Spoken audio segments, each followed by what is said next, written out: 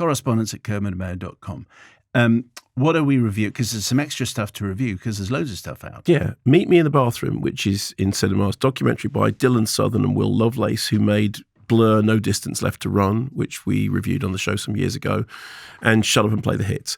This is inspired by Lizzie Goodman's book, which is subtitled Rebirth and Rock and Roll in New York City, 2001 to 2011. It was an oral history that was rapturously received when it came out in 2017.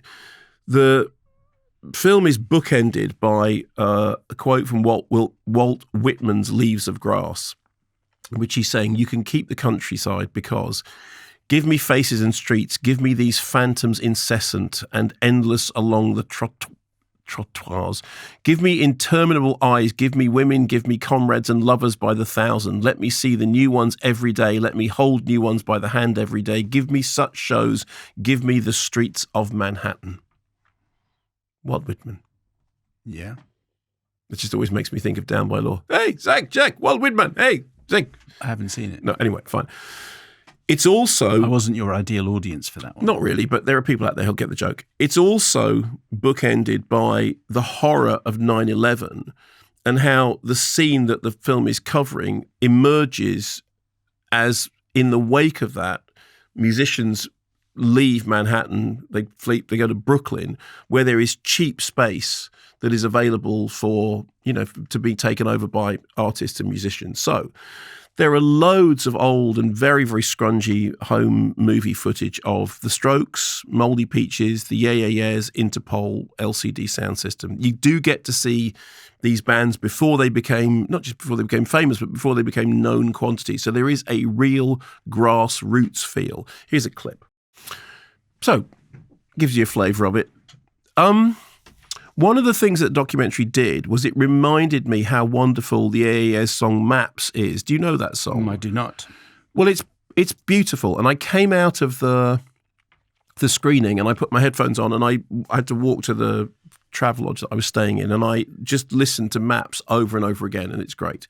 It also reminds you how much Karen O is a force to be reckoned with in the pantheon of great female band leaders and the struggles that you have to be sort of taken seriously as an artist. I think what it didn't have is much to attract anyone who isn't already immersed in the world of this scene. I mean, it takes for granted that you already know who these people are, and more importantly, that you're impressed by who these people are.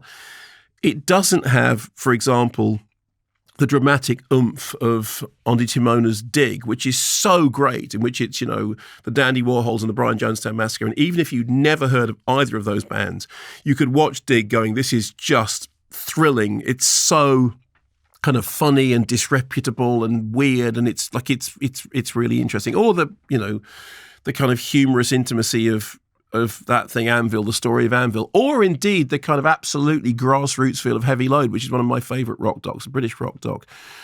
In fact, there's very little humour in this. Instead, what there is a lot of people taking themselves very seriously.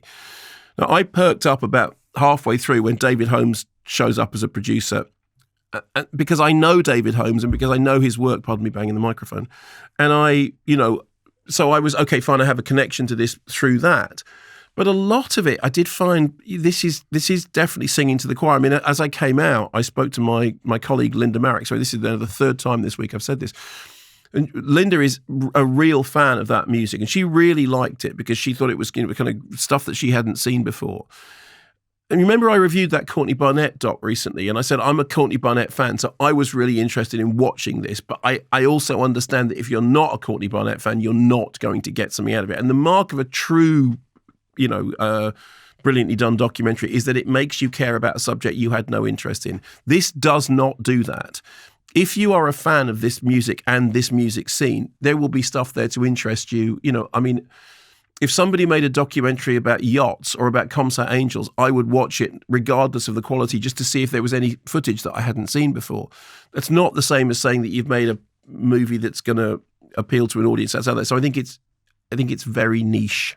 Thanks very much for watching this video. I hope you enjoyed watching it as much as we enjoyed making it. While you're here, check out all the other videos because they're cool too, aren't they? Yeah, and if you want to keep up to date with everything Kermode and Mayo's take, then check out our social channels.